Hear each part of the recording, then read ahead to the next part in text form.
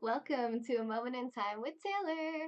I am here with another one of my fellow Periscope broadcaster friends, who I actually don't even know that well. So we're going to get to know her really well tonight, I hope, in the next like 30 minutes to an hour or so. And I have her hidden behind my veil of technology because I wanted to first just thank every single person on this list who has contributed to this channel over the last 30 days. You guys make this possible, and if you find value in this content and you want to support future content like this, you can find all my contact information at femyoga.com. And if you click support there, you can see how you can support the channel financially, as well as sending super hearts. Hey Rico, hey Gio, you're watching the Olympics? Awesome. This is going to be way better than that. And Jacqi, if you're ready for me, I'm going to bring you on. Good? Okay. 3, 2, are you guys ready for this? 1! Ta-da! Magic, magic, magic. Hi, Jacqi. And there's a little delay on what you're seeing on Periscope on your end, Jacqi, but you're on the Perfect. screen. Hello. 1 Inch Johnson from Hello. YouTube says hello. Thank you, Steen. Yeah, so I'm back from Egypt. I almost said Italy because the next comment was from Italy, something about the Olympics. That's great. I'm glad you're enjoying the Olympics. And we are here now with my guest, Jacqi of all trades, which I love That's that me. name. Yay! So where did you come up with the name? Is that like, is it like that's like because you want to show a lot of different stuff on the channel, or is it just kind of like a clever pun? It's kind of like a clever pun.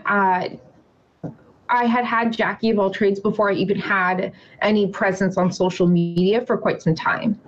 So it was just something I was like, well, I do a little bit of everything, and my name is Jacqi. So I just made some online handles and did that, and it stuck. Nice. I love it. I love it. How long have you been live streaming on Periscope and other places? I've been live streaming on Periscope since November of 2000, or I'm sorry, September of 2015. Nice, nice. So So towards the the same beginning. the year it launched. Awesome. What month did it launch? You were really close to the beginning, right? March, I believe, March of 2015. Yeah. Awesome. So 9 months in. Hi, Kyle. Hi, Ed. Oh, shout out to Ed for getting #1 super fan today. I know it wasn't easy, but it happened. Marhaba. Nice. Yes. We were learning some Arabic the other day. All right. So I found you through actually Sonam, I think through her 12-hour Okay. scope. I think I met you like right before that. I'd seen you in some scopes, and then she had you on split screen. And then you made the Guess Who game. So that was really like, I didn't know about this whole design, and you do like 3D printing, and you had the badges and the custom like pictures, everything. So do you want to tell us a little bit about your background with that? Do you want like the stuff around like Guess Who and all that, or just my artistic background? I guess start with like your artistic background, and then we can kind of get into like the game and Guess Who and what that's all about on your channel too. Sure, absolutely. So I went to school for art. That's what I actually went to school for. I went for color theory and game design, and that's just sort of what I wanted to do for a long time. That's my actual day job. I work for a gaming company here in the Northeast.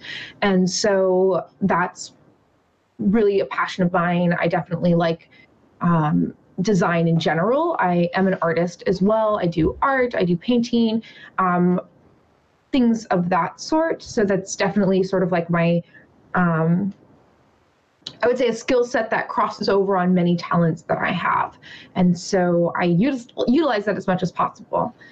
And when it comes to sort of the Guess Who, I actually drew a lot of inspiration from hashtag. I think his username is now _jag here on Periscope.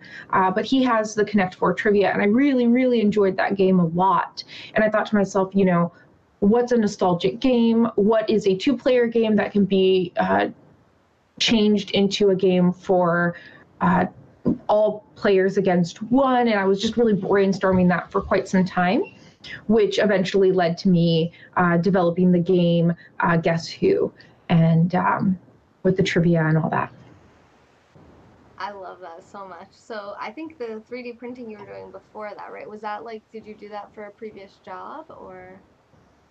Yes and no. I've never done any 3D printing specifically, and I definitely am like teaching myself as I go. But you need to use a 3D modeling program to design your own things and then print them. And that I did learn. I did learn how to design digital three-dimensional computer-generated objects or computer-assisted design known as CAD. So I did do that in school for some time. It was very limited as that's not the part of the game development that I was going into, but it was sort of, one of the classes you have to take, a prerequisite. So I did reteach myself how to do that. And then I got a 3D printer because, well, they're awesome. So I thought I would really enjoy it. Yeah, that is super awesome. Hi, Steph. Hey, Chaz, thank you for the super hearts. Hello, Wolf Puppy. Thank you guys for being here. I know a lot of people are here to see Jacqui here on yeah, how is the volume now? I forgot I had my microphone like cranked way down because I get really loud on my scopes, and then I didn't turn it back up for this, so I think I was like half the volume, but hopefully we're balanced now. We should be. Thanks for inviting your followers, Jacqui. I totally forgot. I'm like in the broadcast specifically to do that. And I was like, there she is. Follow her. Right there, you can see her. She just invited her followers, so you can follow her. That's the easiest way to do it. And this is your username on Periscope, but I think it's without the S on Twitter. Is that right? yes, it has the S on Periscope and Instagram and Twitch, but it has no S on Twitter and Snapchat because the name's too long. Oh, limited characters. Thanks for inviting your followers, Wolf Puppy. I'm hoping to have Wolf Puppy on the show too. We're bringing a bunch of people on so the reason that I do this with the split screen is so that you guys can find other positive broadcasters who you can watch when I'm not live. Because even though I'm on here 3 hours every day, that leaves 21 hours a day that you guys are like, where are you? What's going on? Who's on Periscope? I can't find anyone. So I do these kind of split screens, which you can find a collection of all these on my YouTube channel, and you can kind of go through and just basically follow anyone I've ever had on here, and that will give you exposure to all sorts of different content. So one thing that Jacqui does, which she was just talking about, is the Guess Who game, which is really cool, and you just kind of briefly touched on it. I know a lot of people might know about it, but I know there's a lot of people who don't, so let's just talk to like brand new people who don't know you, they don't know about the Guess Who game, like tell them kind of what it's all about and how they can play. Absolutely. So every Friday at 9 p.m., sometimes it's 8, but usually 9. It just depends on the week. We have a trivia game where we all play Guess Who together. It is the viewers as a collective playing against me, the broadcaster, playing a game of Guess Who. The way it would work is that the Guess Who game is set up. I ask trivia questions after I have selected a broadcaster who's on the board. And when the first person my cats are going crazy. Once the first person to give the correct trivia question answer, they get to ask a question about the board. I actually have some examples here. Perfect. So, yeah. And so what I've done is I've modified the Guess Who game, which has the original, sort of whimsical characters on it. And I have altered it to have broadcasters. And they aren't all like VIP or, here it is. Yes. I love that so much.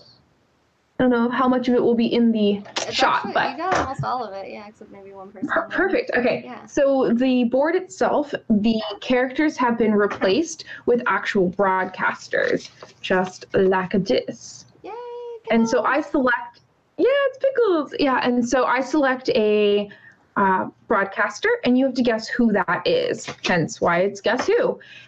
And so I ask trivia questions, you guys answer, and as we go through, we eventually figure out who the broadcaster is, to which then I talk about that broadcaster, what I know about them. Sometimes other people contribute things that they know about them, and I put all of their handles up. One thing that I really strive to do is ensure that I have people who aren't just VIP or gold or silver or bronze. I do try to keep a variety of people, and anyone can put in a request to be on the board. Right now, I'm at, I think, 42 people who get rotated in and out of the board, and only 24 people can be on the board at a time. Nice. So once I have, I believe, 48 people, I can actually have 2 boards and then just switch out the whole board, and we would have a new set of people. Yeah, that's a good idea. So, I like that. That's cool. I like to see that. Like every time I go in, it's different scopers on there. Like sometimes I'm like, oh, am I in there? No, I'm not. Oh, who's that? Like who? And I'll ask too, and that's actually cool because I'll ask like, who's that person?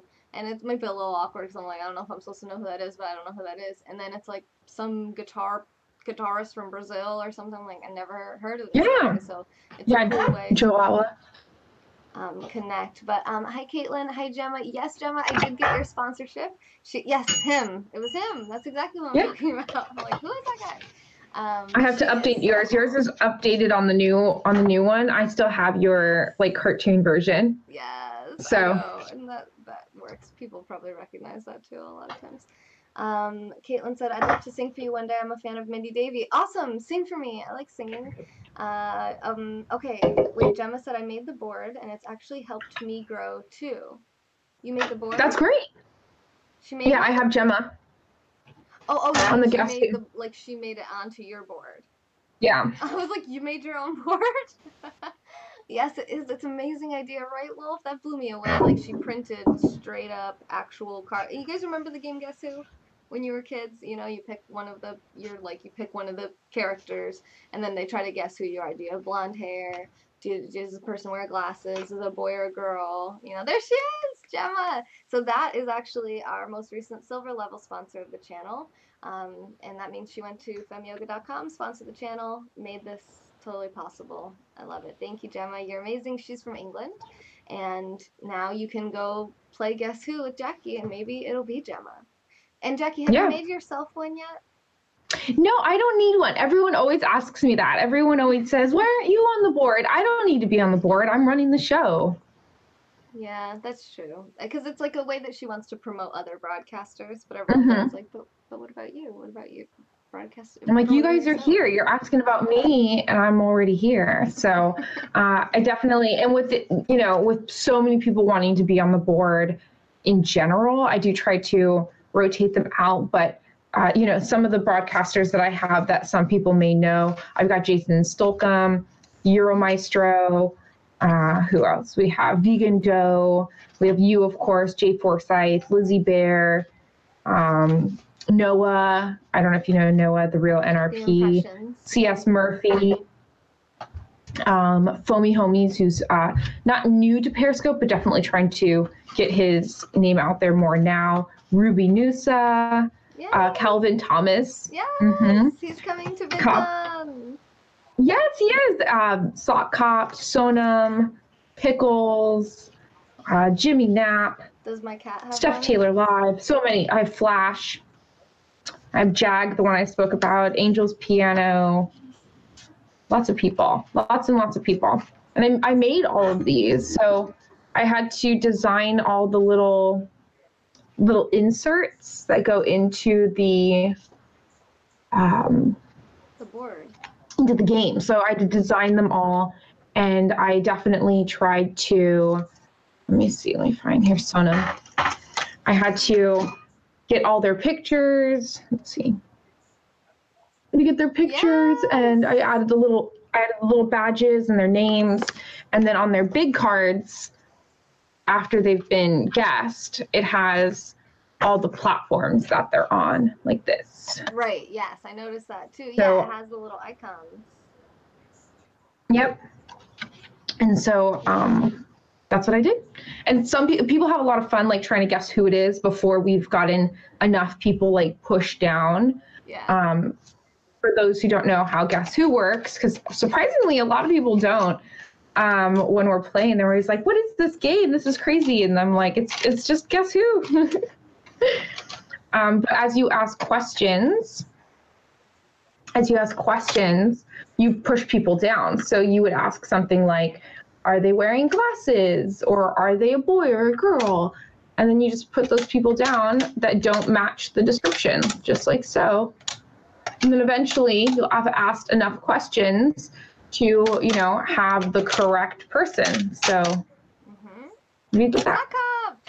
Yeah, suck up. And sometimes people take like risky questions and they'll say things that only apply to maybe one or two people. And then sometimes it's not those people. So they only put down two or one person.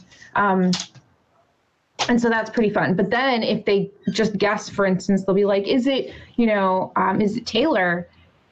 And it is you. And we've only got, you know, we've got 20 people on the board. People like go crazy. They're like, wow, they're psychic, you know, and everyone loves it.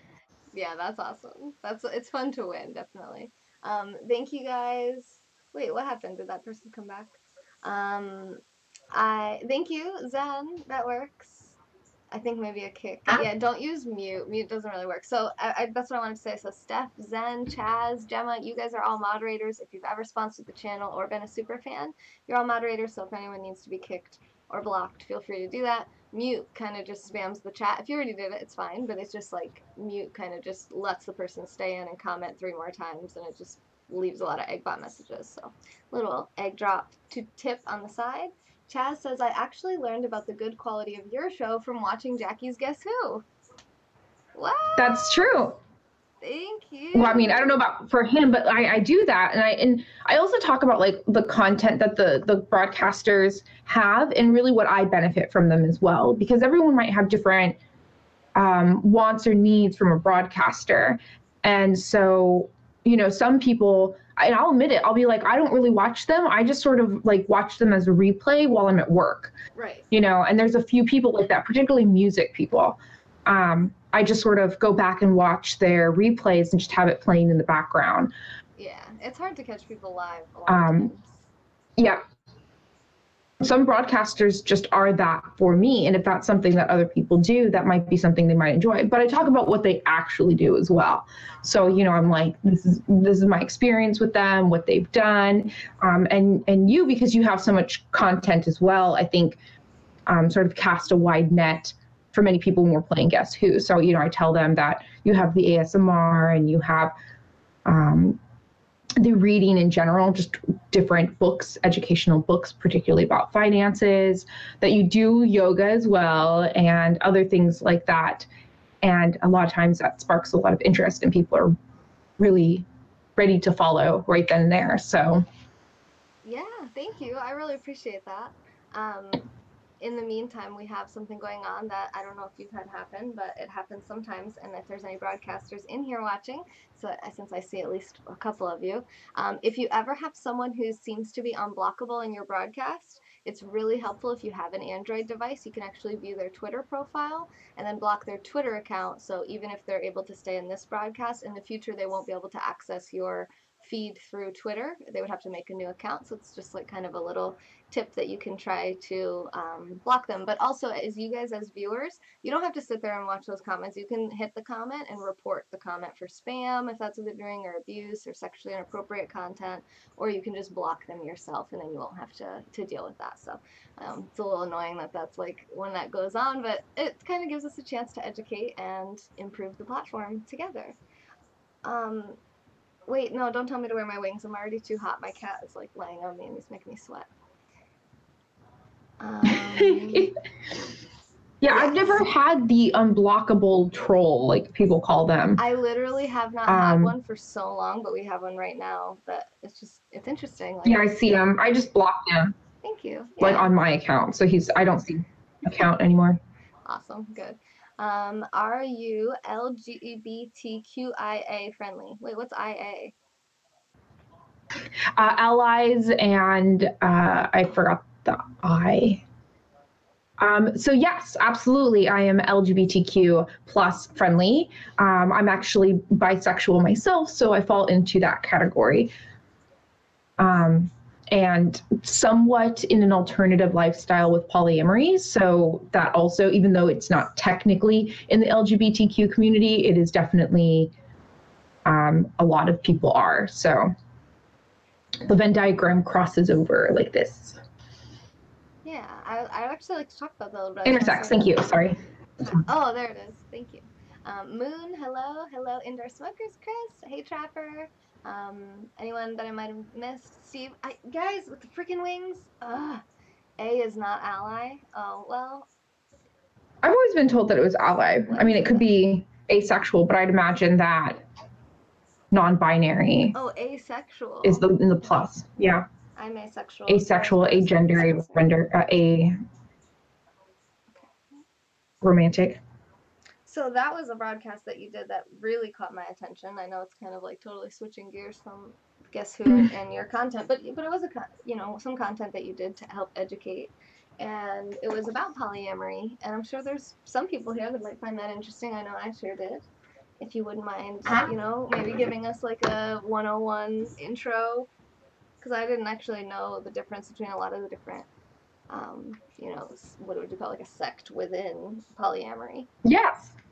So there's the umbrella of open relationships, which most people have their own understanding of whatever that is in the context of their world and relationships.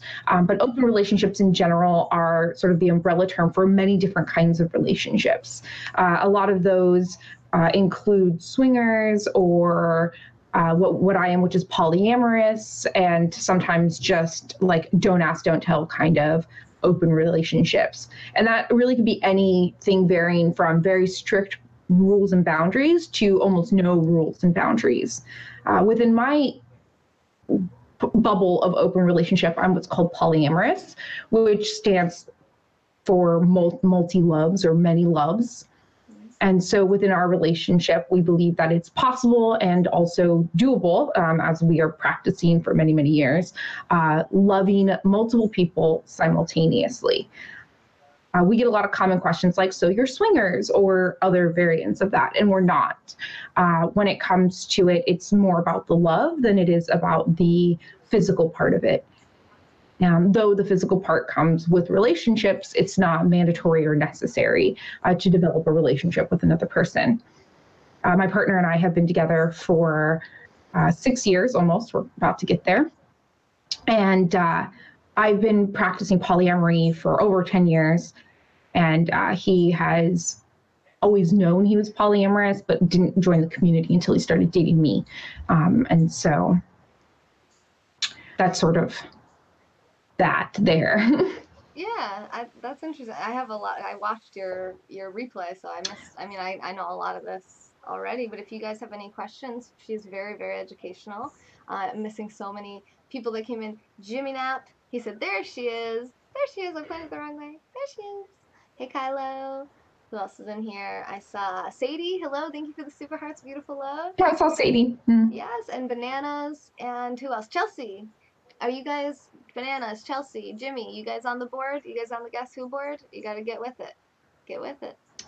I think Jimmy's on the board, and I have a bunch of people that are getting added this week, so. Okay. So there's Pass the Bananas is in here, and then Chelsea. So you guys, if you're not already in the works, go ask her how to get on there, because it's fun when it's you and you're in the broadcast and you're like, it's me. That happened to me one time. It is. There's a weird phenomenon that happens pretty often with the Guess Who board, where the person who's being featured happens to pop in right before their card gets shown. So it's pretty interesting. I know, it's funny. It's like, well, because when you're scrolling through and you see your little picture on the board, you're like, what is this? Oh yes, Guess Who? Hello. I see myself. Oh, thanks for the super hearts, Danny. We have England, more England in the house. Ian, another British person. Gemma's British. Everyone's British. Sadie, are you British? We love you too. I spoke for her, but she's polyamorous, so she has many loves, and I think Sadie, you're now one of them. There you go. I signed you right up. Gemma, good question. How do I do the joint scope? So this is through OBS, through Periscope Producer, and she's just on a Google Hangouts call with me on my computer. And then I just cropped the screens together, put our names at the bottom, and bing, bang, boom. We're live. Bing, bang, boom. Yes. London in the place. Arabian Nights. I was singing Arabian Nights the other day from Aladdin. Oh, 1 Inch Johnson on YouTube wants to know if he can be your love. So I get that. Yeah, I know. I've seen him on YouTube. So I get that question a lot. And for me, so there's a misconception that because you're polyamorous, you're just openly available to anyone. I mean, I'm still a person and I still have choices and boundaries and wants and needs when it comes to preferences to who I want to spend my time with. And one of the main reasons I discovered that I was polyamorous really came from being bisexual. For before I joined the community of polyamory, there was a lot of you have to be with this person or this person, and that was a big struggle for me as I like both male and female. And when I'm with a male, they're very clearly not a female, and when I'm with a female, they're very clearly not a male. And I would always be like, but why not both? And so I eventually just owned up to my own personal feelings and started communicating that with partners. And I would say, hey, I really like you. I want to be with you. I'd love to foster a beautiful relationship with you. But I also want to do this with someone else, most likely to be someone of the opposite gender of you. And many people were not into that.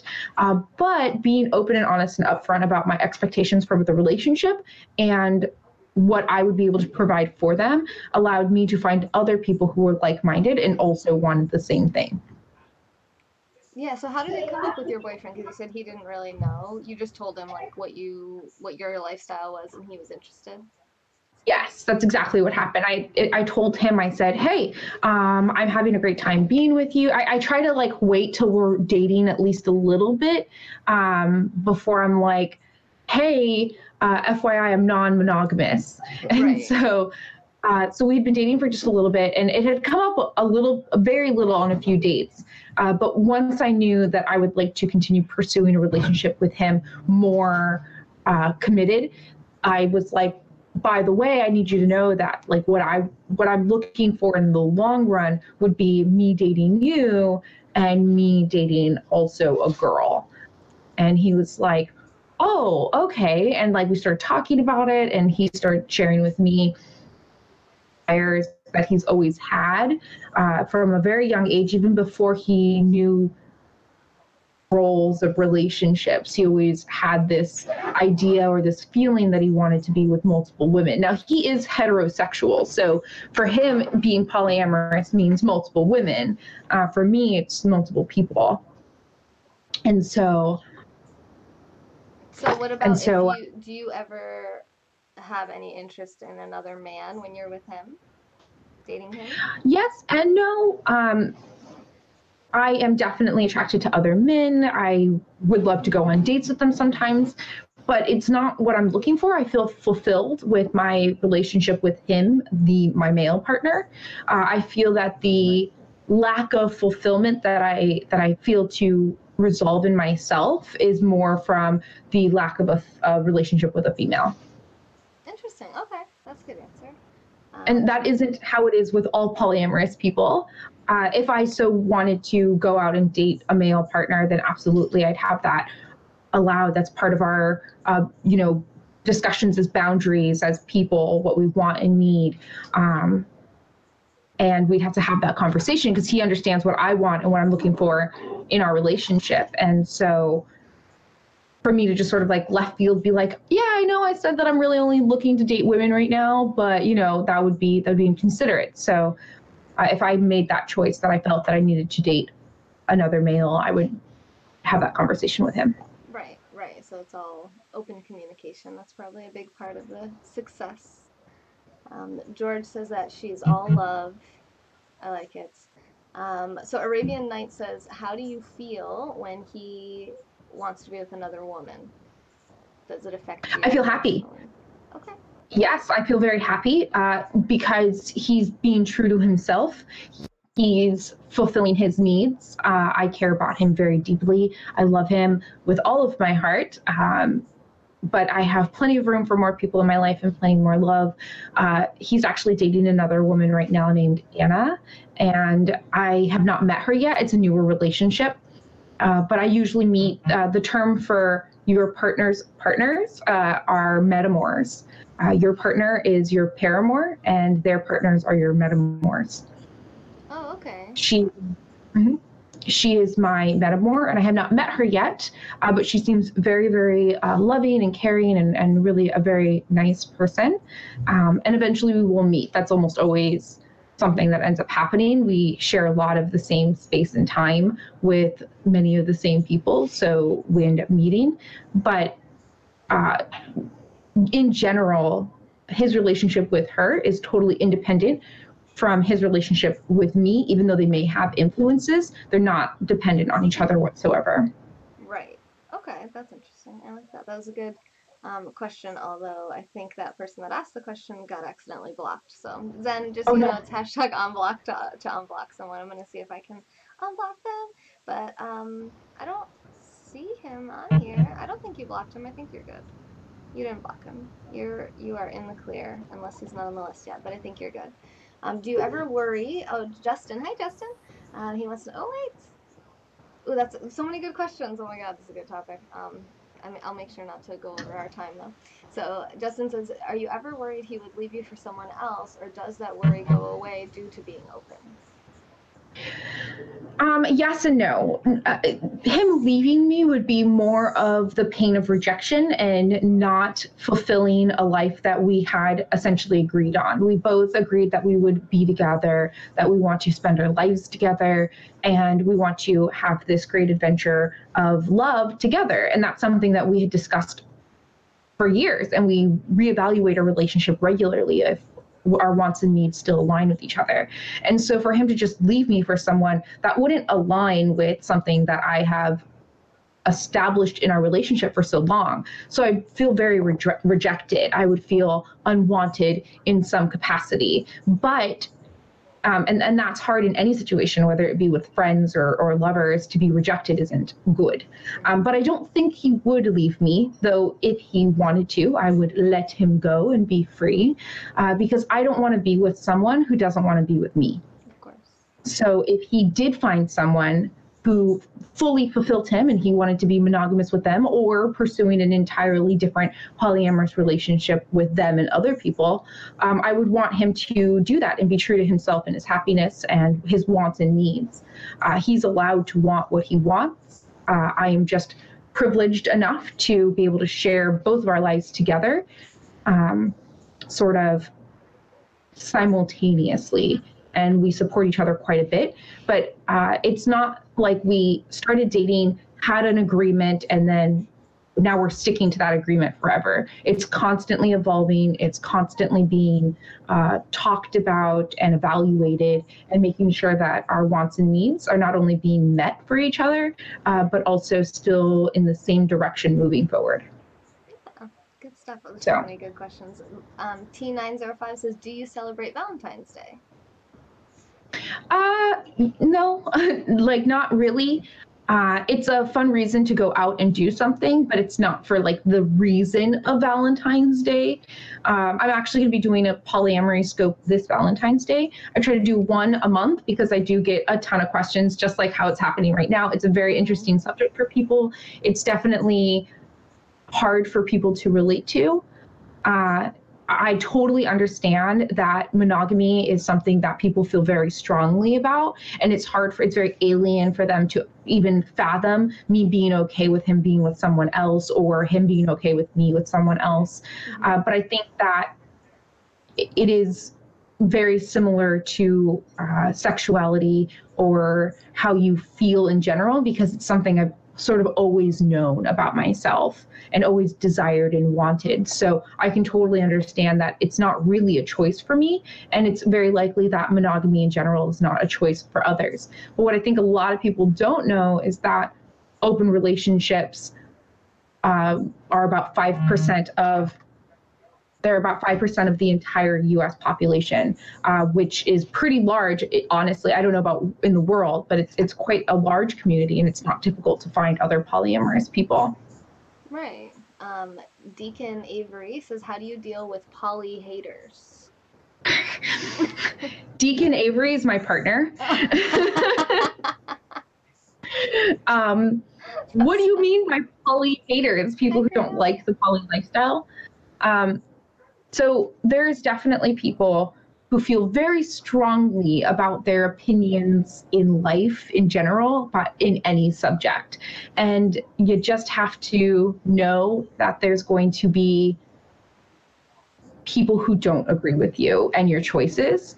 And you really have to stay strong about your wants and needs and your own happiness, because you're going to be stuck with yourself for the rest of your life.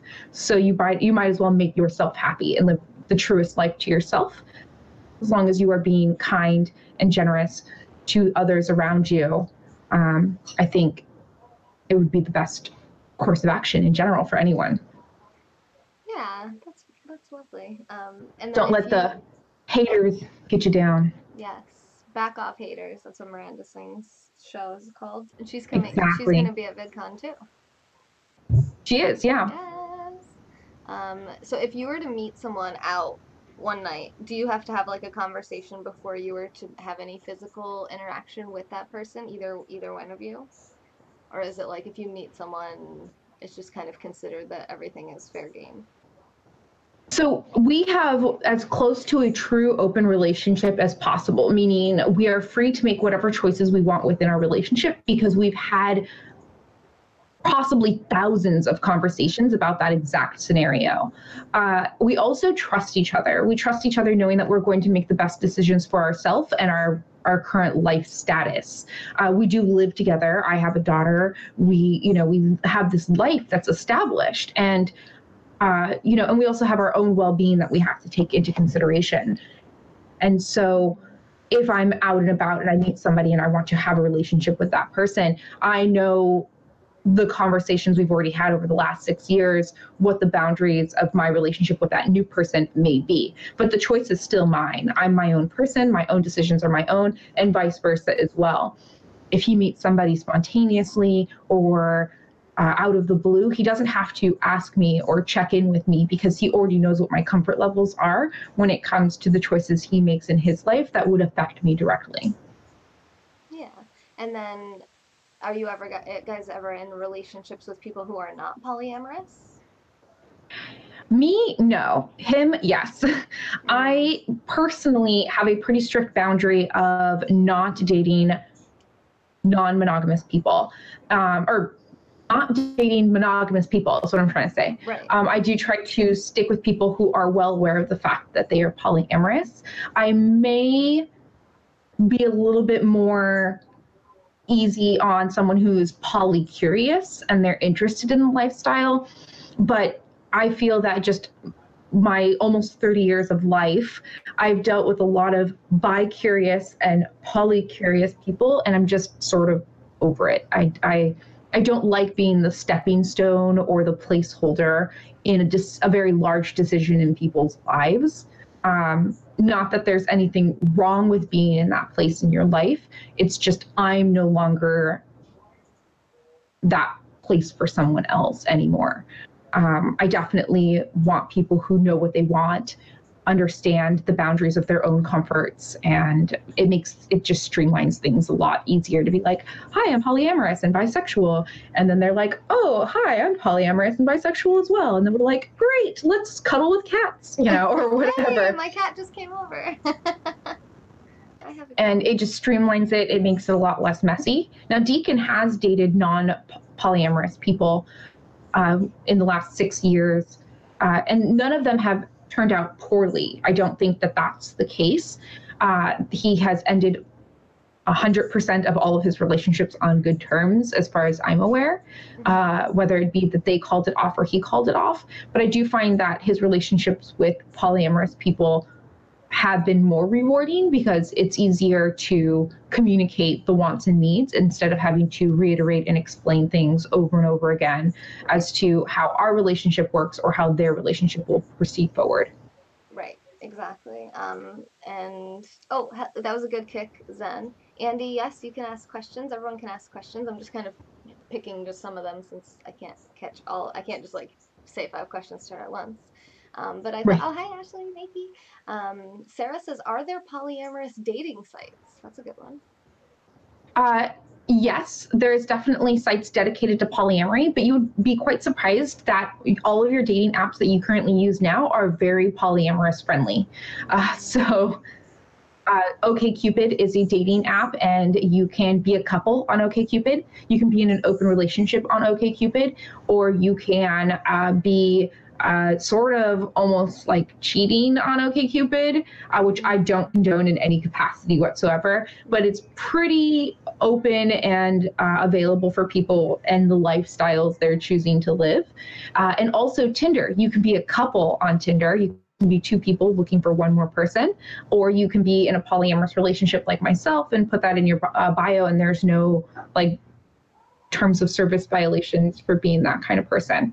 Right, yeah, and Ashley just got here. She said, "What is that?" So polyamorous means like many loves. So she's in an open Mm-hmm. relationship with her partner of 6 years. A few people have asked, do you Mm-hmm. guys have any plans or goals of being married or?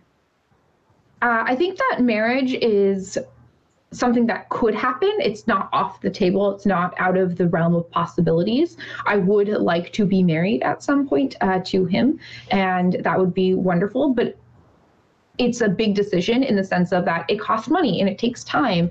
And for me, our marriage would be more of bringing our families together.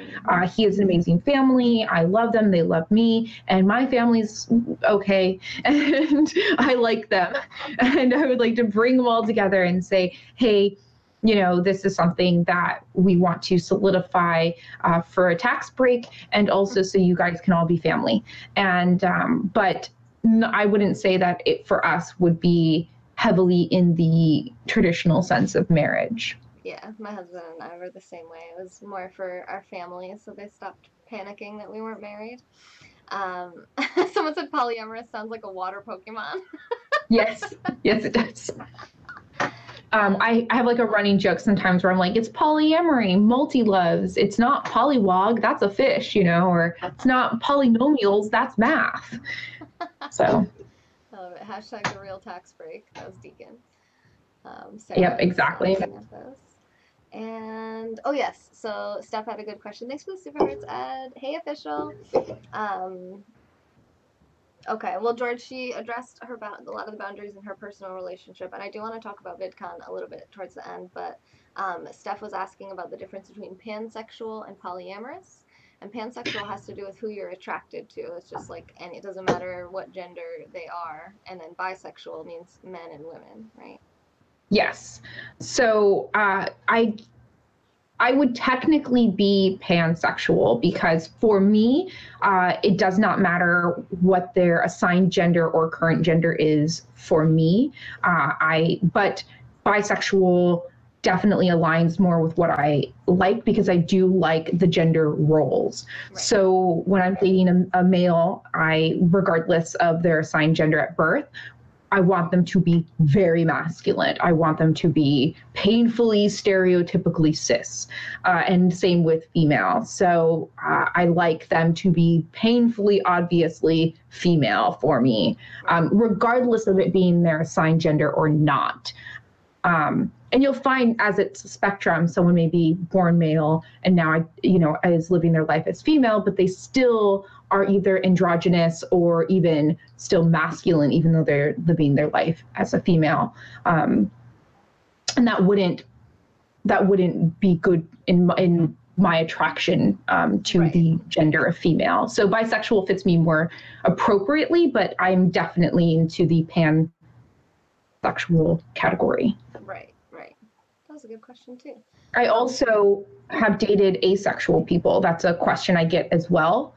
Now, for Deacon, I don't think an asexual person would be a successful relationship for him because his love language is touch, and sex is a very important part of his relationship. But for me, I don't require any sexual needs from my partners to have a fulfilling relationship with them. Right, yeah. And Deacon said, "Ha, that's me?" Question mark. The hyper masculine person, I think. And then 421X says, "I'm really glad you know all the terms and words, Jacqi." I've been in the community for a very long time, and for 10 years plus, probably. And I would say I've been actively in the polyamory community and an educator about it for at least 8 years, just talking to people and helping them be mentors in their world of polyamory. It's very easy to, of the terminology, you definitely are not polyamorous if you're like, we get a lot of jokes where they're like, oh, I'm polyamorous, but my wife isn't, or my husband isn't, or something like that. And that's cheating. That's not polyamory. Exactly. It's a confusing world for sure. Actually, yeah, I know all the labels, right? Wolfetti says, thank you for explaining this. She never really understood what pansexual was. Hey, Greg Lopez, are you on the board? Gilo, make sure you're on the board, the Guess Who board. Yes, and JWK says, explain asexual. So asexual, agender, and aromantic all mean that they are not of that gender or sexuality or romanticism. So someone who is asexual does not have essentially a libido. So they don't desire sex. A lot of times, depending on the individual, asexuals may still participate in it for their partner. But all the asexuals I have known have only done that because they hadn't really realized that they just don't want sex, the actual physical interaction of it. An agendered person would be someone who doesn't identify as female or male. They may be non-binary or something in between. And an aromantic person is also someone who does not want to even have romantic relationships with people. And there are definitely people who are asexual and aromantic simultaneously. And really, they just want to be friends with everyone in the world. They don't want to have sex. They don't want to have relationships outside of friendships. And they are happy and content living their lives that way. And that's being true to themselves and really looking within themselves about what they want and need in their life. Good. That's a good one. Big Diesel says pansexual is basically an open relationship. That's not true. Pansexual has to do with who you're attracted to. So when someone says they're pansexual, they could still be monogamous. It just means that they are they don't care what gender someone is or what gender they used to be. That they could be attracted to any gender classification. And then on Twitch, Smelly Boring Matt 35 says, respond to Whisper. I have no volume, totally bored. Need your help, please. I don't know. I don't know what you need, Matt. I don't know what that even means. Will she be this way at age 60? Yes, absolutely. Now, people are ever changing. So I might just reach a point in my life in the future. I don't know future me yet, that I go, wow, I have fulfilled my life and needs. And where I am now, I'm totally okay being here forever, wherever that might be. I don't think so, as it is a core feeling within myself. The easiest way to explain it for people is, you know that you are heterosexual, you know that you are homosexual, you know that you are bisexual, or whatever. You know this about yourself, and maybe you can even think back to when you were a young child and you had a crush on the cutest girl or the cutest boy in school, and it was very innocent and puppy love. There wasn't anything nefarious about it at all, but you always knew this about yourself, and it wasn't specifically, even if it doesn't align with what you are now or whatever, you just knew it. That's how it is with polyamory with me. I've always just known, when seeing monogamy, when seeing one-on-one relationships, I would challenge or question it often. I didn't understand. It didn't feel right to me. I compare it often to having multiple friends.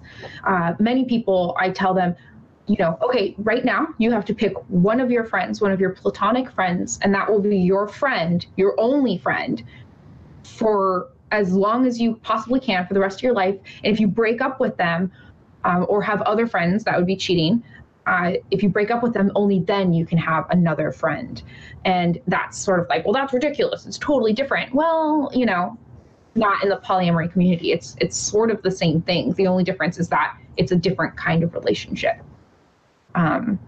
So I think I will absolutely be exactly the same, if not better, with my relationships when I'm 60 or 70 or 100. Yeah, it makes sense. Like, why would I all of a sudden become a lesbian at age 60? Right, and you might just be like, I've done everything. I've experienced everything. It's about time I try being a lesbian. New. And then you try it and you realize, nope, you're still not. and people grow and change. Like, sexuality itself is fluid. And there are people who definitely ebb and flow from being heavily heterosexual to maybe not fully heterosexual, maybe a little curious. Right. Yeah. I think that in our society, anyway, in America, that women are more free to kind of explore any side than men. Men are very like there's like such a stigma in America about men kind of You exploring. check out a guy once, you're gay for life, right? Right. It's just like yeah, it's like it's not a negative stigma around gay women as much that I've in my experience anyway. It's almost glorified sometimes. Yes, and I think that's another negative that I fall into, and I talk about this a little bit for my own personal experiences. I do get a lot of pushback from the community, the LGBTQ community, when it comes to being bisexual. I think that there's still a lot of misunderstanding and misconception when it comes to being bisexual, whether it be from the LGBTQ community or just anyone outside of it. There's a lot of stigmas that come with being bisexual. There's a lot of pushback when it comes to it. And so I'm sort of like stuck in this world where I have to deal with being bisexual, and then I also have to deal with being polyamorous, which again has its own stigmas. Exactly. And one of the biggest challenges I found sort of exploring and finding my own personal boundaries is that there were a lot of male partners who would go, oh, so this is just free threesomes all the time. Like, that's just what they perceived it as. I'm bisexual. I like women. I want to date women. And there would be some pretty negative responses from them when I'd go, no, my relationship with my female partner is independent from you, and it does not influence our relationship, though it can. Deacon and I have dated women simultaneously, so him and I dating another woman, and that's possibly the most ideal situation for us. We would love to have a throuple, as some people call them. Oh, okay. Yeah, nice. Yeah, less just like less people involved to keep everybody happy. Also, it's like a family. Yeah. So there's a term within the poly or the open relationship community which is called polyfidelitous, which means you want to date multiple people, but you have sort of a cap. And once you reach that limit of the number of people you want to date, you stop dating people outside of those people. For me, it's definitely 2. I don't just free for all date anyone anytime all the time. I ideally am polyfidelitous to Deacon. I don't think that I would, unless meeting an amazing male, date another male, because I get that fulfillment from him. And if I met a female partner who I would love to spend the rest of my life with, that would be it. I'd be done. I'd stop dating at that point. And that's a personal thing. That doesn't apply to all polyamorous people. But that's just because I know what I want and what I'm looking for. Now, their relationships outside of me is their own. So they could date other people. I'm not expecting them to be fidelitous to me. That would just be my choice on what I would be offering them. Right. Yeah. Yeah. Fascinating. I love this. Thank you for being so open. Everyone's like loving how open and secure you are to answer, because everyone's has questions and nobody knows who to ask, No, absolutely.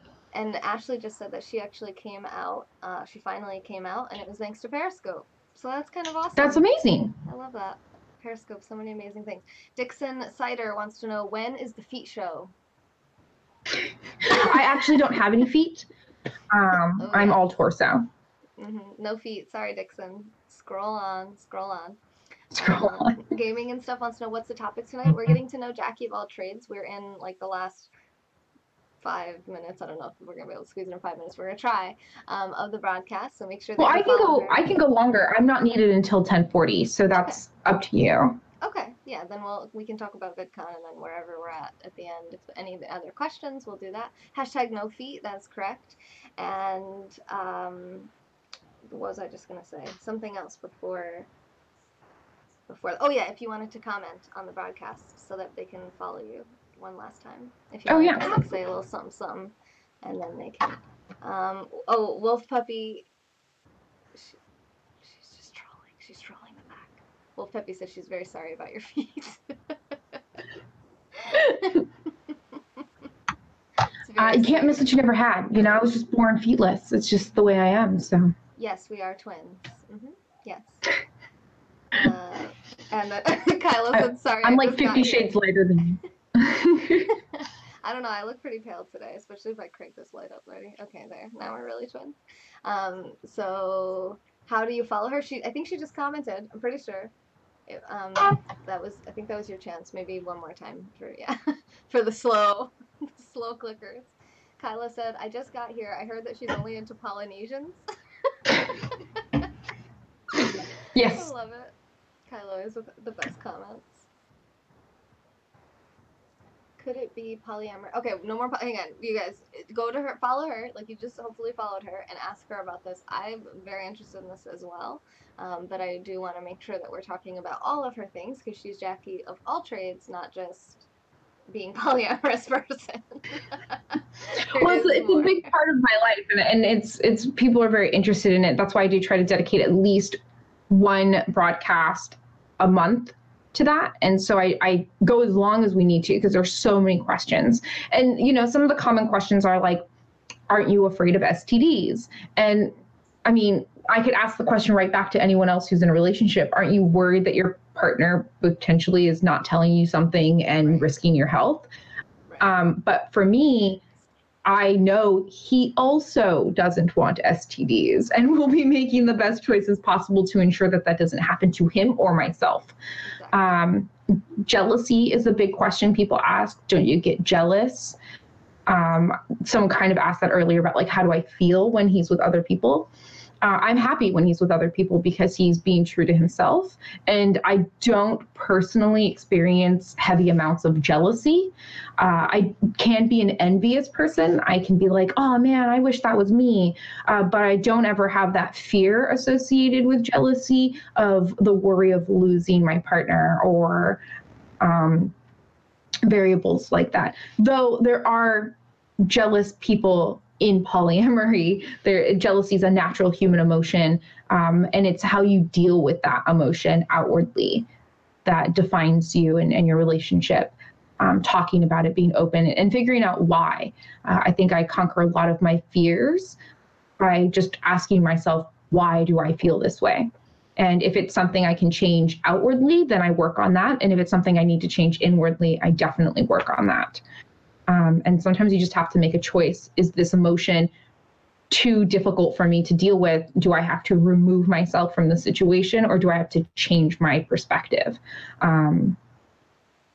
And over jealousy because I realized I'm not actually jealous. I'm envious and I'm not afraid of losing my partner. I'm not of whatever comes along with jealousy. What I'm actually is I'm envious. I want more time. I want more attention. And so I just learned to vocalize that and say, hey, I want more time. I want more attention. And then my partner's like, oh, I had no idea. Okay, let's do that. And so it helps a lot to openly communicate Yes. to conquer those kind of negative feelings. Yeah, I tell people that all the time. You have to tell people what you want because they can't read your mind. And like we assume that people are picking up on these subtle little cues and like, well, I didn't respond when you said that. Didn't you realize I didn't respond? Like, didn't that tell you that something was wrong? It's like just say what you're thinking to them. Don't be mad at people for not reading your mind. I mean, it's a lot easier if you just say what you want or what you don't want. If there's something bothering you or something that you're wanting or lacking, I think it's a lot better to just say it. Me and my husband have been together about the same amount of time, and it's about 6 years, and it's the same thing. Like if we didn't tell each other, we wouldn't know. Yeah, no Mhm. games, Steph said. And I think jealousy is a natural thing. Hey, Sean, be yourself. You don't need to change to suit a certain person. If they can't take it, they don't deserve you. Nice. Yeah, Steve said, I thought the mind reading was a requirement. I don't think so. But Steve also said, polynomials, she must be good at math. Exactly. I like it. Um, so on that comment where they said, don't change yourself for someone else, um, I would say you should always be trying to change yourself for yourself, Mm-hmm. striving to be the best version of yourself. And I always say, do your best until you know better. Once you know better, do better. Mm-hmm. And, those are the choices you have to make. And I don't think that the negative feelings I feel from jealousy or from anger or really anything that comes from relationships naturally looks good on me. I don't think that being upset all the time or being angry or being confrontational is a attractive model of myself. So I don't want to be that way. I want to be the best version of myself at all times for myself. I don't want to be toxic. I don't want to have an acid inside me that burns away at only me because I'm seething or whatever is happening because I'm not communicating with my partner. And so, I always see people sort of make excuses for themselves and they go, well, I'm just an asshole. That's just the way I am. And you deal with me being that way or, Right. move along. And it's like, well, okay, but like, is that bringing you happiness? Is that making you feel fulfilled to be that way? And for some people, it does. But I think that most people don't enjoy it. I think it's more of a defense mechanism for them to be like, well, I'm just like that. And you can either accept me or not. And I think that's a poor mentality on personal growth. Yeah, I agree with that. I definitely think it's important to always be working towards improving yourself, but I agree that it should be for yourself. And, Sean repeated himself. But yes, I think we agree with you, Sean, that you shouldn't change yourself for someone else.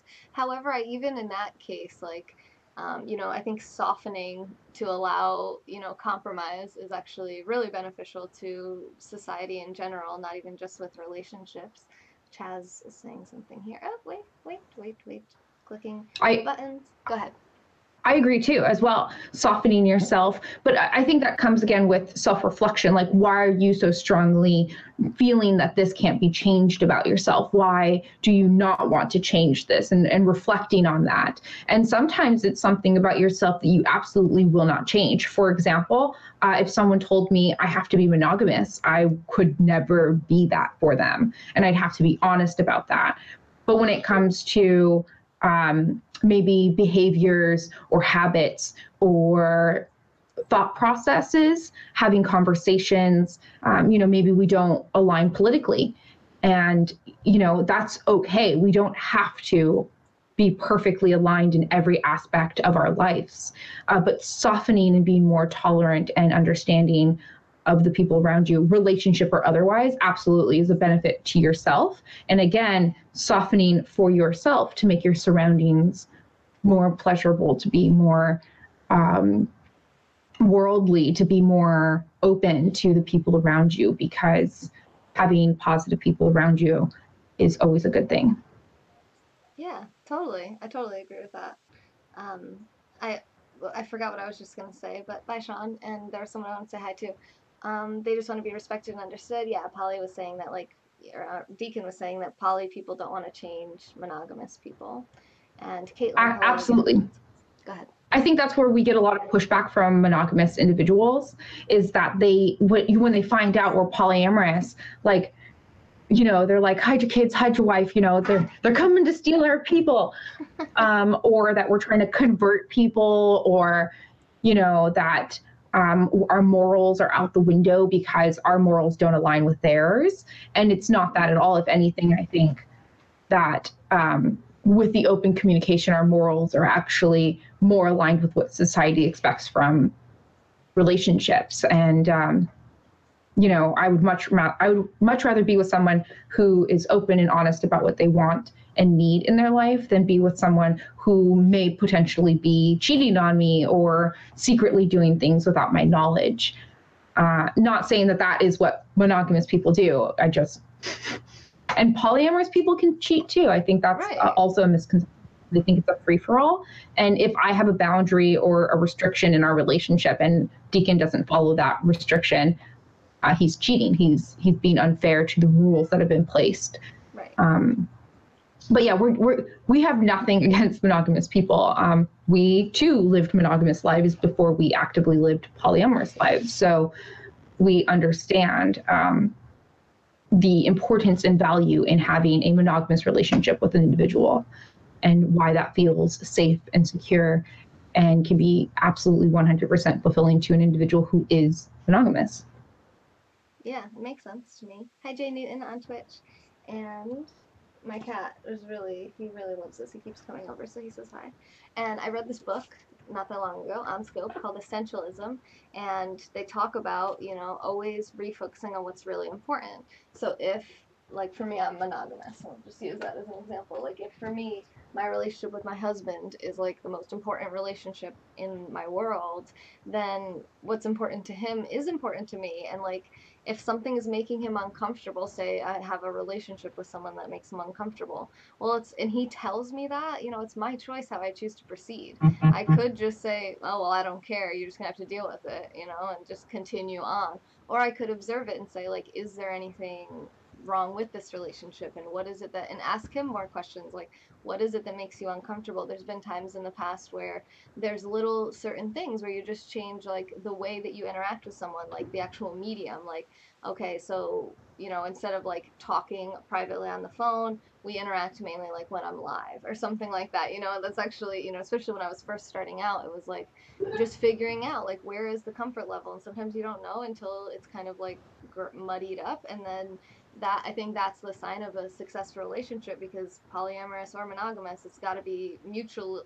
Both parties, or however many parties, have to all like be in agreement that they all want the same thing. Because if you just kind of don't realize what's really important and you just say, I'm just going to do whatever I want and not take anyone else into consideration, you're not going to be happy, they're not going to be happy, so you're just kind of screwed. Yeah, and that's with family, friends, or lovers, honestly, just being aware of the relationships and the wants and needs of the people in your lives. The other thing, too, is when someone's uncomfortable with something, a lot of the times it's because it may be under an unintentional shroud of secrecy, and that makes them uncomfortable. And just talking about that, or talking about the relationship that's making them uncomfortable in your example, may just ease that discomfort. Mm-hmm. Just talking about it, because they go, oh, I didn't realize, because for you, you have this totally innocent relationship with a person, and you're just living your totally innocent platonic life with this other person, and your partner is only seeing it from the outside looking in, and seeing you like leave the room to talk to them, but that's more because the TV's on and it's loud, and it's not about secrets or Right. Oh deception. yeah, that's a perfect example. Yeah. It just makes perfect sense to you to like, or they're doing something and you don't want to disturb your partner with the phone call, so you step away. It's not that you're trying to keep it secret, it's literally that you're just trying to respect all parties involved. And those little things can start adding up, because there's this unintentional shroud of secrecy around this relationship that your partner's not involved in, especially if it's like a friend that they don't know. And so talking about those things, again, the cornerstone of all relationships is communication, can alleviate a lot of that potential seed of mistrust or deception or anything like that. And if your partner never vocalizes like, hey, this relationship you have with this friend of yours makes me uncomfortable, they'll never alleviate that discomfort. Exactly. No matter what your choice is. Worse. Right. Yeah. So then you'll just keep triggering them and you don't even know. So yeah, I mean, we haven't really had that, but I've been in other relationships before this one, and you learn so much from your mistakes, where you're like, well, the mind reading thing. I feel like a lot of it comes down to that. You just have to say what you're thinking. Like, don't let it build up. Don't, maybe the first time where you're like, oh, I'm a little uncomfortable, give it time. You don't want to have like an emotional reaction also. But if Right. every time this person I mean, I had that early on with one of his female friends. I gave it like a long time, and it was like literally physically, it was like causing me anxiety, and I don't barely ever experience anxiety.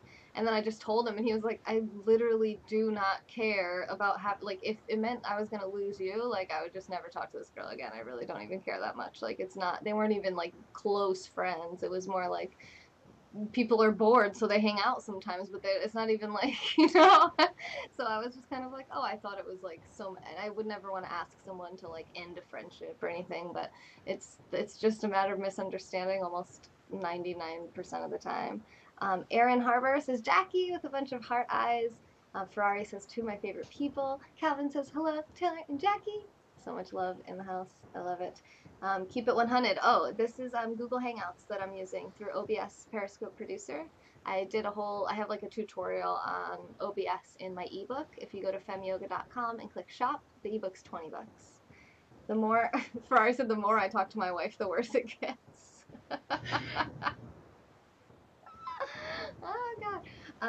Jay Newton, you're a little late. We did talk a lot about jealousy, polyamory. If you follow her on Periscope, she does broadcasts at least once a month about this topic in particular, where it's like a whole Q&A session. Steve moved over to Twitch. Hello, thanks for following me on Twitch, you guys. I'm trying to get to 200 Twitch followers, and I don't know what to say to you, but I don't even want to read your name out loud. And okay, Jay Newton, awesome. I like it. Thank you for your understanding. He said, don't rehash it. I can rewatch later. Thank you, thank you, thank you. So I said we were going to talk about this like 15 minutes ago. Let's talk about it now. It's VidCon. So, Jacqi, what is VidCon? VidCon is a convention held in, I believe, 3 different countries, but the one in the United States will be in Anaheim, California in June. And it is a convention where content creators, particularly on YouTube, gather to collaborate, to talk on panels, to meet, networking, and socialize. And it's definitely an opportunity for fans and followers of content creators on the internet to meet their favorite content creators. Yay! Come meet us. It's in Anaheim, California, June 20th through the 23rd in 2018. We'll be there. Mm-hmm. If you're here now in the broadcast live and you're going to VidCon 2018, let us know. I know, well, actually, I won't say it. I'll let you guys say yourself. But I know there's at least one person in the room coming, maybe 2 now. I see someone just came in. If you're going to VidCon, let us know. Beautiful girl 2. Well, thank you. I think you're trying to say 2 beautiful girls, and that's how you say it in English if you don't know. And Asif, hello. Trishkafu, what's up? Hello. So, I'm suppressing your question. I'm not suppressing your question. I'm just reading it and not answering it. So maybe I'm suppressing it. Is it an inappropriate question? It says, "What if your partner wants you to do gay things, but you don't want to?" And their name is Don't do it. Throbbing Pen 15. You should never, ever do something that makes you uncomfortable. Consent is sexy, and consent is involved in more than just sexual things. So, like, people have different definitions of things. So, talking about what it means to each person. So, if you're talking about maybe doing things that you associate with homosexuality, but your partner doesn't, they may not even realize that they're quote unquote asking you to do gay things. So, right.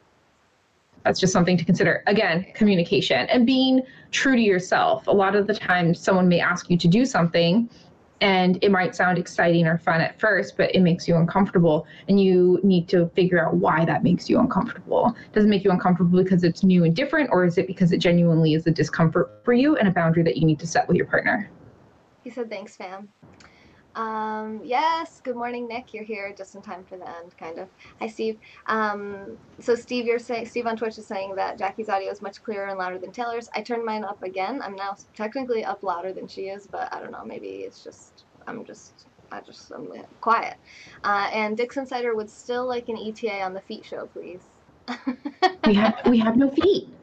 I don't know about Taylor. I can't speak for her and her foot status, but I do not have.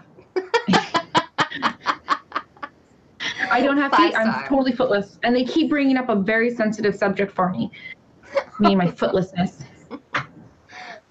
Thanks for the super heart, Steve. I don't know how many of you sent the new super hearts. I only saw Asif send that one, but they do have new super hearts that came out for Valentine's Day, which are the chocolate hearts. And we should give a shout out to Sonam108, whose picture was in the heart on the announcement on the Periscope Twitter page. So when the heart opens up, you get to see Sonam in there. And I just got back from Egypt with her, so I was very excited to see that. And she might actually be #1 in the world in Super Hearts as of today. No one can see how many Super Hearts Flash has, and he won't tell anyone, so who knows? But I'm pretty sure she's #1. If not, she's close enough for me to count it. Thanks for the Super Hearts, Nick. We just hit 20,000 Super Hearts. I'm going to show off the cash cannons. Thanks for the Super Hearts. Yes! If you guys don't know what's happening, it's okay. Every 20,000 Super Hearts, I let off cash cannons.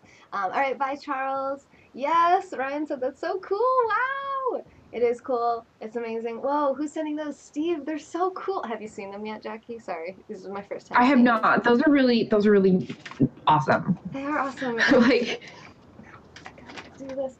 Jacqi, quick, say something. I have to clean up this money. Something. Oh, good. That was good. That was good. So when it comes to VidCon, back onto that, there will be a collection of Periscope broadcasters that will be going. I'm hoping that we could do somewhat of a meet and greet. I don't know if we will. This is like just hopes and dreams where all of us are together and people can come and meet us. Now, we won't be featured broadcasters at the platform of VidCon because it primarily is for YouTube. But they do have Musically people, Live Me, Twitch, because it is a convention, not specifically a YouTube convention. Okay.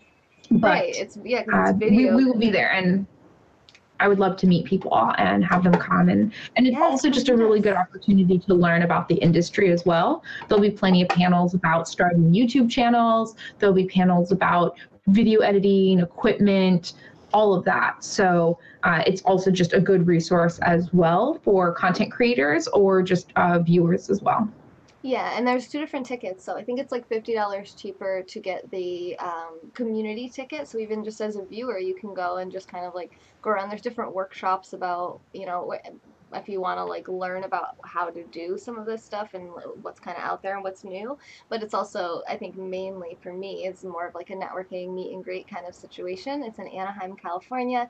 Again, that's June 20th through the 23rd, 2018. I think it's the Anaheim Convention Center. It's called VidCon. Look it up, and if you get your tickets before the end of February, it's going to be cheaper than if you get them after March 1st. The prices will go up, I think, probably every month until June. Will Luna be attending?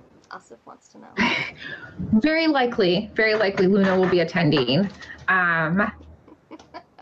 She's my cat, so I have to bring her with me, right?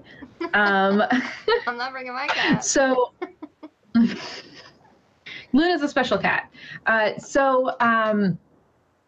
Also, they give full refunds. They say it's a full refund, but you can get a full refund up until June 6th on your tickets. So it's just if you have the ability to purchase them now, you can get a full refund up until June 6th, where you would just have to pay a $10 processing fee for the tickets, and they'd give you your full ticket back. So it's worth it to buy the tickets now, even if you're not 100% sure if you can afford them, because they're cheaper now and they do just continuously increase, as you had mentioned. And then hotel rooms as well, from what I can tell in the Anaheim area, allow you to make reservations without any prepayment and allow cancellation up until the 17th of June. Nice. If you're reserving for the 20th to the 23rd. And so those are two things that sort of have like a money back guarantee that you can invest in. And there are airlines that you can pay a little bit more, and they can offer you a full refund if you have to cancel. So even though it's a money commitment to begin with, it doesn't have to be an actual commitment if life happens in June and you can't go. I love that. Yeah, and if you are a broadcaster, you can tell your audience that you want to go and tell them how much it's going to cost. I talk about that in my book. You got to tell people. It's just like what we were talking about in relationships. Like, tell people what you want, what you need to reach your goals. You'd be surprised. Like, people are ready to help you as long as they know it's back now.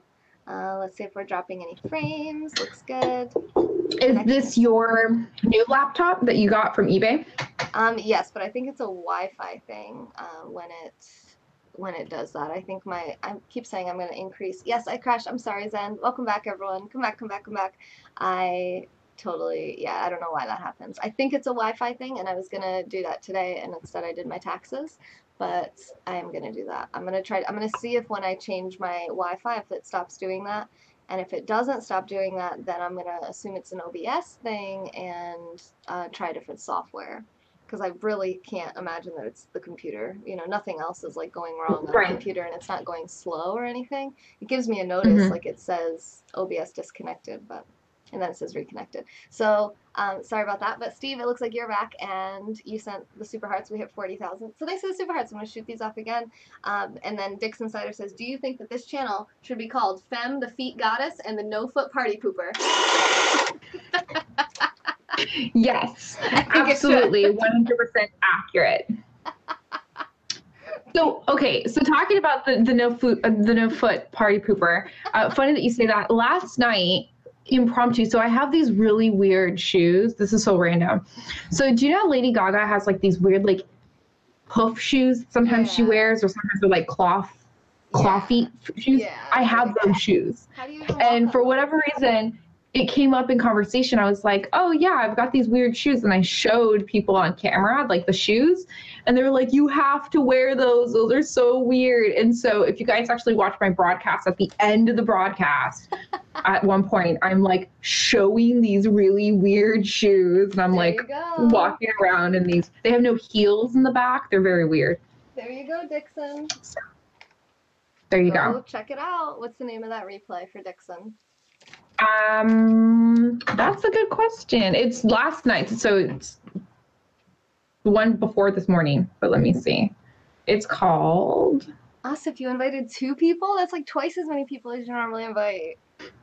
Wow. It's called "You Deserve to Be Happy." Oh, that's So cute. All right, I'm on a money hunt. I'm going for some money. You're on your own, Jacqi. You're in charge. oh no, don't leave me in charge. The scope will burn to the ground on accident. I'll knock things over. Who knows If what I will come happen? back and your bobs are open, we're gonna have a Oh talk. my god. This is all just total disaster. Yeah, but just a little plug. I'm going to be on Pass the Bananas Star Scope. It's actually going to be on my channel at 10:40, and there'll be 2 other broadcasters for me, DJ Anthony and someone named Carrie, who I have their information ready so that when I'm doing my broadcast. Interesting. So if you tune DJ into Anthony. Who's DJ Anthony? Do I know this person? he's yeah, it's all Periscopers. He has been on since I've been on for sure. I remember following him a really long time ago. But he's a DJ here on Periscope. And that's his username, So, DJ Anthony? I believe so. I can double check. I'll have to check him out. I like DJs. And I like DJs too. Also said, is that today? It is today, and it's going to happen after this. So the schedule is going to be at 10 p.m. Past the Bananas will start the Scope train, which then it goes to DJ Anthro. Huh? 5 minutes? Yeah, so we'll start with her. So she's going to do sort of her broadcast and the opening. I was like, oh crap. Broadcast. Right. Huh? I was like, oh crap, I forgot. Like you said, you didn't need to be on there till 10:40, but. Yeah, because it's different broadcasts. So it'll be more like a pass the cast kind of thing. Yeah. So Pass the Bananas will go first, followed by DJ Anthro at 7:10, and then 10:10, and then Carrie is going to be at 10:25, and then I'll be at 10:40, followed up by the Sound of Boots at 10:55. So DJ Anthro, that's who you're talking about? Yeah, DJ Anthro. I thought he stopped scoping. I did too. I haven't seen him in like literally years. He might have been scoping since then, but the last time I saw him was like a year and a half ago. So because he met Sonam like, I don't know, a few months back, and he was on her scope, and he was like saying like, oh, I miss this. I haven't been on so long. And everyone's like, where have you been? Where have you been? He's like, yeah, I'm not really gonna be scoping or anything. Like, I didn't get the impression he was scoping anymore. So that's cool that he's back. I love Periscope. Yeah, he's going to be broadcasting tonight at 10:10. Boom. Right after Pass the Bananas. Check him out. But really, mostly check out Jacqi. It's the year of the comeback, Asif said. I like it. I like this. Bam, the vacuum. Oh yeah, they're calling these the cash vacuums now. That would be better, actually, if they could vacuum the cash back up at the end. That would be nice. You need like one of those like plexiglass rooms, and then you turn them on, and like the money flies around. That's what I said. What are those called? Like a cash cage or something. Yeah, cash cage, exactly. Mm-hmm. Does Jacqi have anyone else scope using her account? Francois wants to know. No? I don't know. I've never seen that. Oh, thank you, Caitlin. You like them? I'm glad that you like them. Thank you. So we're just about at 10 o'clock. We did our cash cannons. We finished.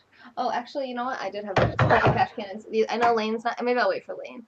Lane sent me 20,000 the other day, and I didn't start off the cash cannon, so I'll just wait till I see her again. A money shower? Yeah, that could work too. Something Money like shower would that. be fun. Yeah, Or you can like just get like a bucket, fill it with cash, and then like dump it on yourself as well. it's perfect. I like all of these ideas. I was Because also then thinking you an can pick up the actual money cannon. from your cash cannons and throw it into the bucket and then Right. And then reload it. dump it onto myself Mm-hmm. and the cannons. It'd I be like great. this. This is perfect. We need a robot. We need a little robot that runs around and picks up all the money and loads the cash cannons. So if you Like guys a want to like a put that together. Roomba, but for money. Yes, yes. And yeah, it doesn't like suck it up and kill it. It will nicely place it back into the cash cannons. We should invent Or just at this. least make it a stack for you, and then you can just, Yeah, yeah, that'd be good too. Asif said he's sending a bucket. Should be here in a few days. Thanks a lot, Jacqi. perfect. And on a separate note about sending buckets to New York, I hopefully will be in New York sometime between now and June. And I know that there's plenty of broadcasters there, so hopefully we can do like some sort of little meetup in New York. Let's do it. I'm ready. Let's do it. The longer you wait, the better, just because it's so cold and snowy here right now. Yes. Well, I'm in Washington, D.C., so it's pretty gross here too. Yeah. Yeah. Oh, yeah. You have a bunch of events you're going to be scoping coming up soon, right? That you're going to be Yep. attending.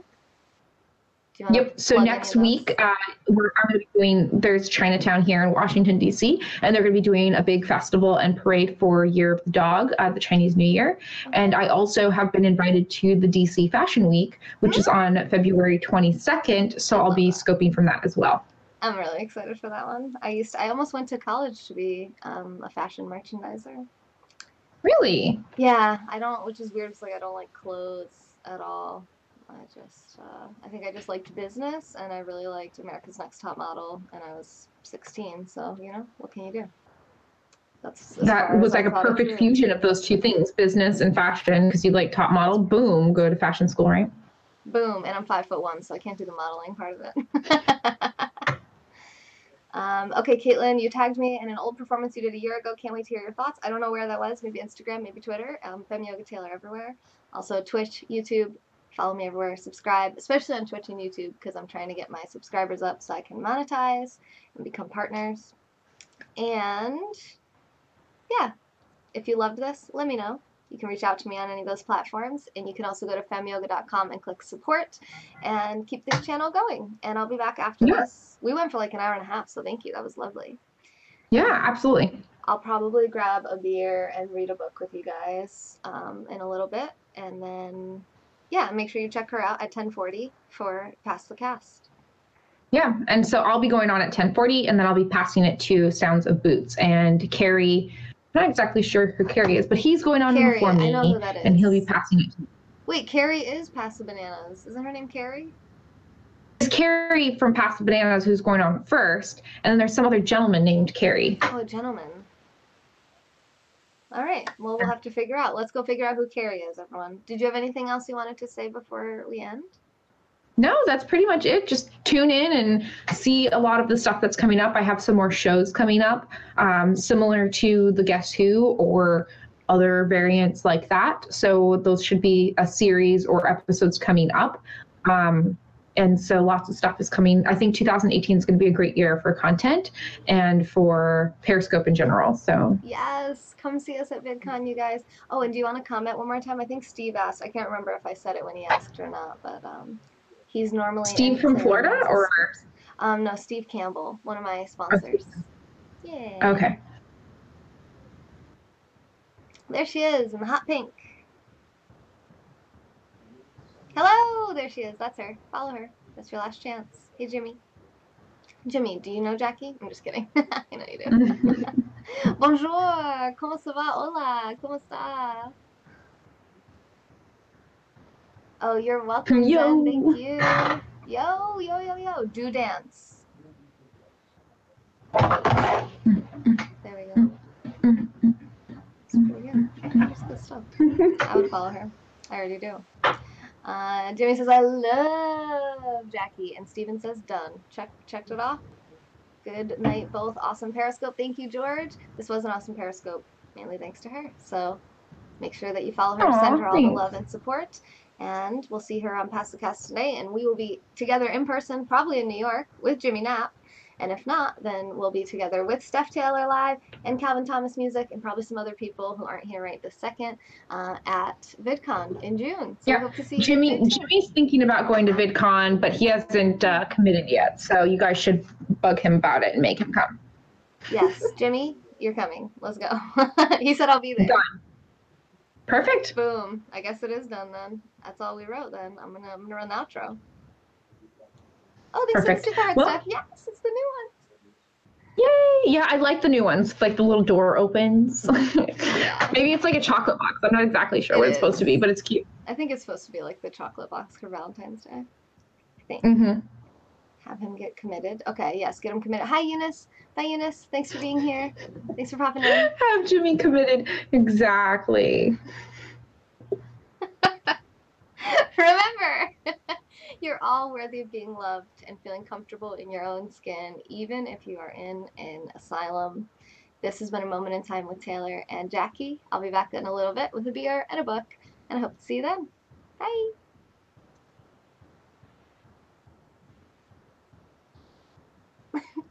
He says I need to be committed. Okay. Get ready to strike a pose. It's coming. It's now. It's happening.